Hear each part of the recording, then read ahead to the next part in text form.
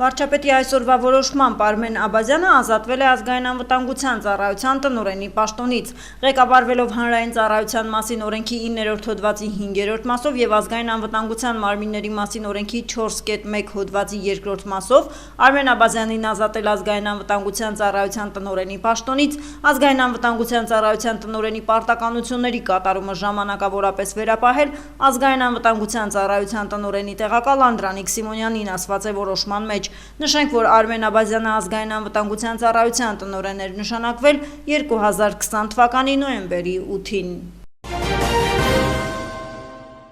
Հաշվեկննիչ պալատը Հայաստանի Հանրապետության 2024 թվականի պետական բյուջեի կատարման վերաբերյալ արտահայտում է դրական եզրահանգում, այս մասին ազգային ժողովում հայտարարել է Հաշվեկննիչ պալատի նախագահ Ատոմ Ջանջուղազյանը, ներկայացնելով Հայաստանի Հանրապետության 2024 թվականի պետական բյուջեի կատարման վերաբերյալ եզրակացությունը։ 2024 թվականի պետական բյուջեի հաշվեկննության վերջնարդյունքում արձանագրվել է 83 անհամապատասխանություն եւ 6 խեղաթյուրում, որոնք չեն ազդել հաշվեկննության կարծիքի վրա, քանի որ հանրագումարով կազմել են հաշվեկննության ենթարկված ծախսերի 0.11%-ը կամ բացարձակ մեծությամբ 3.1 միլիարդ դրամ, ինչն էականորեն ցածր է էականության շեմից, իր խոսքում նշել է Ջանջուղազյանը։ Վերջինիս խոսքով 2024 թվականի պետական բյուջեի կատարման հաշվետվությունը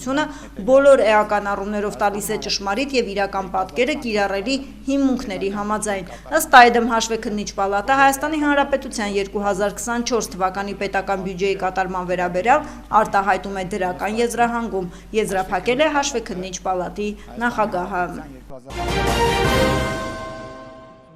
Վարչապետ Նիկոլ Փաշինյանը հավաստիացնում է ինքը հայ առաքելական եկեղեցուն եւ մայրաթորին պատերազմ չի հայտարարել, պատերազմ հայտարարել են այն մարդիկ, որոնք խախտում են հայ առաքելական եկեղեցու կանոնակարգը։ Այս մասին վարչապետն ասել է ազգային ժողովում լրագրողների հետ ճեպազրույցի ընթացքում։ Ես հայ առաքելական եկեղեցուն եւ մայրաթորին չէի կարող, չեմ կարող եւ պատերազմ չեմ հայտարարել։ Պատերազմ հայտարարել են այն մարդիկ, ովքեր խախտում են հայ առաքելական եկեղեցու կանոնակարգը, կուսակրոնության ուխտագիրը, խախտում են մեր Իմ խնդիրը որպես հայ եկեղեցու հավատավոր հոտի հավատարիմ ներկայացուցիչ եկեղեցին վերադարձնելն է հոգևոր արժեքներին ու հոգևոր արմատներին, նշել է Փաշինյանը։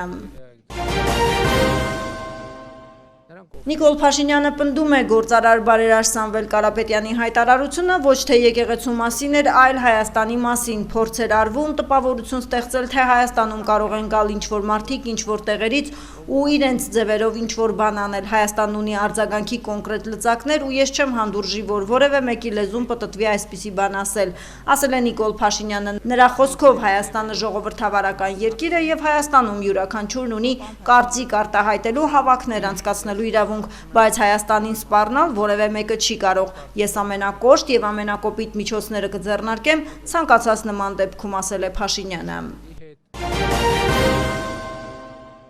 Գործարար բարերար Սամվել Կարապետյանը հայտարարություն է տարածել, որում մասնավորապես ասված է. «Սիրելի հայրենակիցներ, Հայաստանը միշտ ու առաջին հերթին հայտնի է եղել իր սկզբունքային եւ անվախ որդիներով ու դեռ չի ծնվել այնպիսի իշխանություն, որ կարողանա կոտրել նրանց։ Երեք շատերն ընդվզեցին անարդարության դեմ եւ ես անկեղծ շնորհակալ եմ նրանցից։ Իմ հայրենիքն ու հայրենակիցները մշտապես ուշադրությանս կենտրոնում են եղել իմ ու ընտանիքիս կյանքի եւ գործունեության առանցքում։ Այդպես է եղել, կա ու կլինի միշտ։ Երբեք չեմ հրաժարվի իմ սկզբունքներից ու արժեքներից, որովհետև դրանց հիմքում ինքը Հայաստանն է, անհուն հարգանքն ու սերը իմ հայրենիքի, մեր ավանդույթների, մեր պատմության, մեր եկեղեցու հանդեպ։ Սիրելի հայրենակիցներ, վստահ եմ, որ համախմբվելու ենք ու կարողանալու ենք ելք գտնել մեր երկրի շուրջ ստեղծված իրավիճակից Աստծո օգնությամբ»։ Մեջբերման ավարտը։ Մարդու իրավունքների պաշտպանության միջազգային կոմիտեն դիմել է գլխավոր դատախազին Սամվել Կարապետյանի իրավունքները պաշտպանելու խնդրանքով։ Խնդրում ենք միջոցներ ձեռնարկել իրավապահ մարմինների կողմից հակաիրավական գործողությունները կանխելու համար, աջակցել քաղաքացու եւ հավատացյալ քրիստոնյայի իրավունքները պաշտպանելու համար, ասված է հայտարարության մեջ։ Չեմ կասկածում, որ դուք պետք է իմանաք խոսքի ազատության, մարդու իրավունքների եւ ազատությունների գինը, նշել է կազմակերպության ռուսական ստորաբաժանման փոխնախագահ Մելնիկովը։ Կարծում եմ հասունացել է պահը, երբ Հայաստանի էլեկտրական ցանցեր փակ բաժնետիրական ընկերությունը պետք է ազգայնացվի, պետականացվի, դա տեղի կունենա արագ, գրել է Նիկոլ Փաշինյանը։ Կարծում եմ հասունացել է պահը, երբ Հայաստանի էլեկտրական ցանցեր փակ բաժնետիրական ընկերությունը պետք է ազգայնացվի, դա տեղի կունենա արագ եւ իմ հանձնարարականն է հեծի բոլոր աշխատակիցներին բարեխղճորեն կատարել իրենց աշխատանքային պարտականությունները, ազգայնացումից, պետականացումից հետո բարեխղճությունը հաշվի կառնվի, եզրափակել է Փաշինյանը։ Քննչական կոմիտեն գործարար Սամվել Կարապետյանին կալանավորելու միջնորդություն է ներկայացրել դատարան։ Քննչական կոմիտեի պետության սահմանադրական կարգի հիմունքների եւ հասարակական անվտանգության դեմ ուղղված հանցագործությունների քննության գլխավոր վարչություն ստացված հաղորդման հիման վրա Հայաստանի Հանրապետության քրեական օրենսգրքի 422-րդ հոդվածի 2-րդ մասով նախաձեռնվել է քրեական վարույթ այն կապակցությամբ, որ Սամվել Կարապետյանը զանգվածային լրատվության միջոցով հարցազրույց տալու ընթացքում հնչեցրել է իշխանությունը զավթելուն Հայաստանի Հանրապետության սահմանադրությամբ չնախատեսված եղանակով Հայաստանի կառավարության լիազորություններին տիրանալուն ուղղված հրապարակային կոչ։ 2025 թվականի հունիսի 18-ին միջնորդություն է ներկայացվել քրեական վարույթի օրինականության նկատմամբ հսկողություն իրականացնող դատախազին հանրային քրեական հետապնդում հարուցելու մասին, որի կապակցությամբ վերջինիս կողմից նույն օրը որոշում է կայացվել ՍԿ-ի նկատմամբ Հայաստանի Հանրապետության քրեական օրենսգրքի 422-րդ հոդվածի 2-րդ մասով հանրային քրեական հետապնդում հարուցելու մասին։ 2025 թվականի հունիսի 18-ին ՍԿ-ն ձերբակալվել եւ ներկայացվել է վարույթն իրականացնող մարմին։ Միջնորդություն է ներկայացվել դատարան վերջինիս նկատմամբ կալանքը որպես խափանման միջոց կիրառելու վերաբերյալ, հայտնում են Հայաստանի քննչական կոմիտեից։ Աբովյան քաղաքի գեղարվեստի դպրոցը փայլուն մասնակցություն է ունեցել արհեստագործների միություն մշակութային հիմնադրամի նախաձեռնությամբ եւ կրթության, գիտության, մշակույթի եւ սպորտի նախարարության աջակցությամբ կայացած խաղաղություն միջազգային մանկապատանեկան ստեղծագործական մրցույթ ցուցահանդեսին։ Միջազգային մրցույթ ցուցահանդեսին խաղաղության վերաբերյալ թեմատիկ ստեղծագործություններով ներկայացել էին ավելի քան 1500 շնորհալի երեխաներ Հայաստանից, Միացյալ Նահանգներից, Մեծ Բրիտանիայից, Ռուսաստանից, Վրաստանից եւ այլ երկրներից։ Հայաստանի նկարիչների միությունում հանդիսավոր անցկացվել է մրցույթի եզրափակիչ ցուցադրությունը ու հաղթողների պարգևատրման արարողությունը, որտեղ հերթական անգամ Աբովյանի գեղարվեստական դպրոցի սաները տարբերվել են իրենց տաղանդով ու ստեղծագործական մտքով։ Մանկավարժ Վիկտորիա Կարապետյանի աշակերտները վերադարձել են պատվավոր մրցանակային տեղերով Գրանպրի Էլեն Աճեմյան, երկրորդ տեղ Ալեն Գուլանյան, երրորդ տեղ Հասմիկ Թամազյան։ Օրինական դաշտում գործող տնտեսվարողների շահերը պաշտպանելու նպատակով տնտեսական հանցագործությունների դեմ պայքարի շրջանակում Հայաստանի Հանրապետության պետական եկամուտների կոմիտեի հետաքննության եւ օպերատիվ հետախուզության վարչությունը օրերս բացահայտել է շուրջ 1.5 միլիարդ դրամի ստվերային շրջանառության դեպք։ Կոմիտեի հետաքննության եւ օպերատիվ հետախուզության վարչության տարածքային թիվ 14-րդ բաժին օպերատիվ տվյալներ են ստացվել այն մասին, որ Երևան քաղաքի Դավթաշեն վարչական շրջանում գործող բարենային եւ ոչ բարենային ապրանքների առևտրով զբաղվող ընկերությունը վաճառված ապրանքների դիմաց վերցնում է կանխիկ գումար եւ չի տրամադրում ՀԴՄ կտրոն։ Փոխարենը տրամադրում է միայն ներքին հաշվառման փաստաթուղթ։ Արդյունքում խուսափում է առանձնապես խոշոր չափի հարկեր վճարելուց։ Ձեռնարկված համակողմանի եւ մեծածավալ օպերատիվ հետախուզական միջոցառումների արդյունքում ստացված տվյալները հաստատվել են։ Ձեռք են բերվել փաստական տվյալներ եւ հանգամանքներ այն մասին, որ 2023 թվականի մարտի 1-ից մինչեւ 2025 թվականի ապրիլի 30-ն ընկած ժամանակահատվածում ընկերության կողմից թաքցվել է շուրջ 1.5 միլիարդ դրամի իրացման շրջանառություն։ Փաստական տվյալների հիմքով կատարվել է պատճառված վնասի նախնական հաշվարկ, ըստ որի պետությանը պատճառվել է շուրջ 430 միլիոն ՀՀ դրամի վնաս։ Դեպքի առթիվ հաղորդում է ներկայացվել Հայաստանի Հանրապետության քննչական կոմիտեի տնտեսական հանցագործությունների եւ մաքսանենգությունների քննության գլխավոր վարչություն, որտեղ նախաձեռնվել է քրեական վարույթ։ Հիշեցնենք, արկա իրավակարգավորումների համաձայն վաճառքից գանձված գումարների մուտքագրումը հսկիչ հրամարկային մեքենա պարտադիր է։ Ընդ որում նշված պահանջի պարբերաբար չկատարումը կարող է վկայել նաև Հայաստանի Հանրապետության քրեական օրենսգրքով նախատեսված հանցագործությունների մասին։ Ուստի ՊԿ հորդորում է ձեռնարկատիրական գործունեությամբ զբաղվող անձանց օրենքի պահանջը ընդունելի գիտություն եւ ապօրինություններ թույլ չտալ։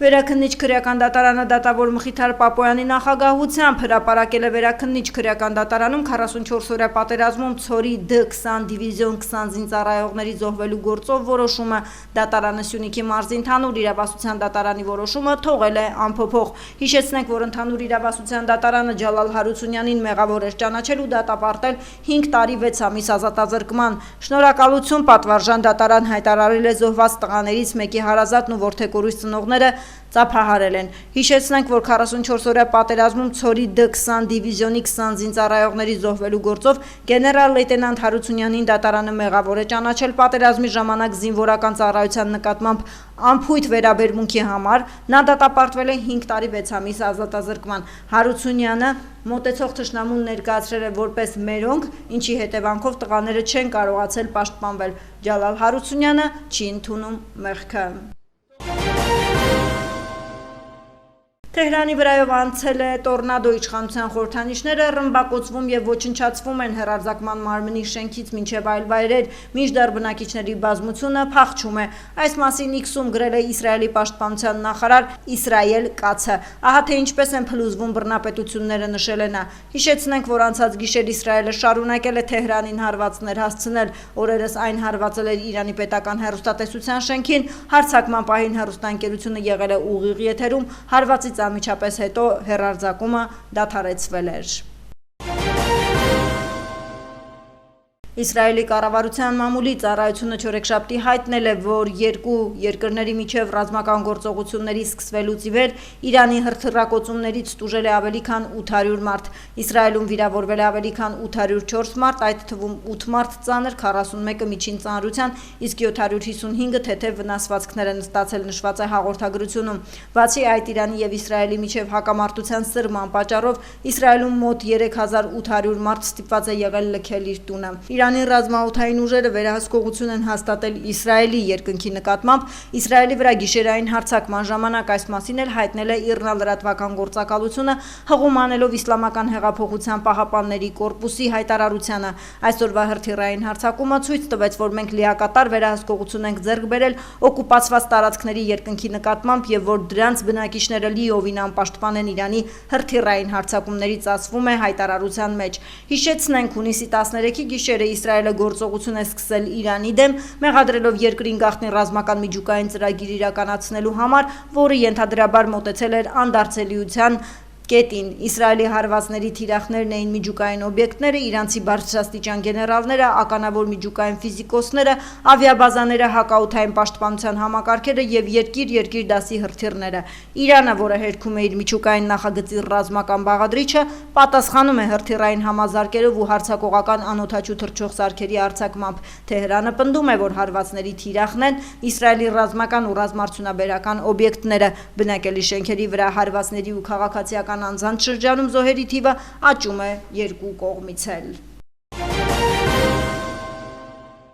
Իրանցի ժողովուրդը կդիմադրի թե պարտադրված պատերազմին, թե պարտադրված խաղաղության դեմ եւ չի հանձնվելու որևէ մեկին։ Այս մասին ասել է Իրանի գերագույն առաջնորդ Այաթոլլահ Ալի Խամենեին։ Նրա խոսքով Միացյալ Նահանգները կկրի հսկայական վնաս, եթե ռազմական հակամարտության մեջ մտնի Իրանի հետ։ Հիշեցնենք, որ նախորդին Միացյալ Նահանգների նախագահ Դոնալդ Թրամփը Truth Social սոցցանցում գրել էր. «Մենք ճշգրիտ գիտենք, թե որտեղ է թաքնվում այսպես կոչված գերագույն առաջնորդը։ Նա հեշտ թիրախ է, բայց այնտեղ անվտանգ է։ Մենք չենք պատրաստվում նրան ոչնչացնել գոնե առայժմ, բայց մենք չենք ուզում, որ հրթիռներ արձակվեն քաղաքացիական անձանց կամ ամերիկացի զինվորների վրա։ Մեր համբերությունը սպառվում է»։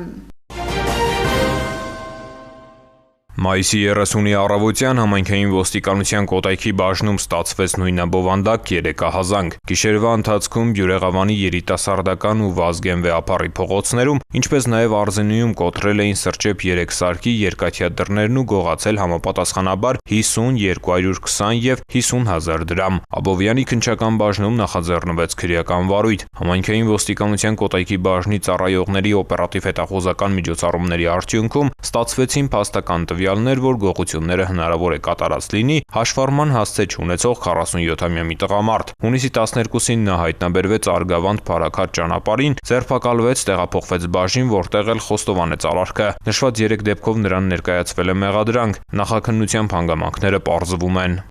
Ծանուցում ենթադրյալ հանցանքի մեջ կասկածվողը կամ մեղադրվողը համարվում է անմեղ, քանի դեռ նրա մեղավորությունը ապացուցված չէ Հայաստանի Հանրապետության քրեական դատավարության օրենսգրքով սահմանված կարգով, դատարանի օրինական ուժի մեջ մտած դատավճռով։ Հիդրոթերապևտաբանության և մոնիտորինգի կենտրոնից հայտնում են մարզերում հունիսի 21-ից 23-ին կեսօրից հետո առանձին շրջաններում սպասվում է կարճատև անձրև և ամպրոպ, հնարավոր է նաև կարկուտ։ Հունիսի 19-ին 20-ին սպասվում է առանց տեղումների եղանակ, քամին հյուսիս-արևմտյան 2-ից 5 մետր վարկյան արագությամբ։ Ամպրոպի ժամանակ սպասվում է քամու ուժ գնացում 18-ից 22 մետր վարկյան արագությամբ։ Օդի ջերմաստիճանը հունիսի 19-ից 20-ին աստիճանաբար կբարձրանա 5-ից 7 աստիճանով։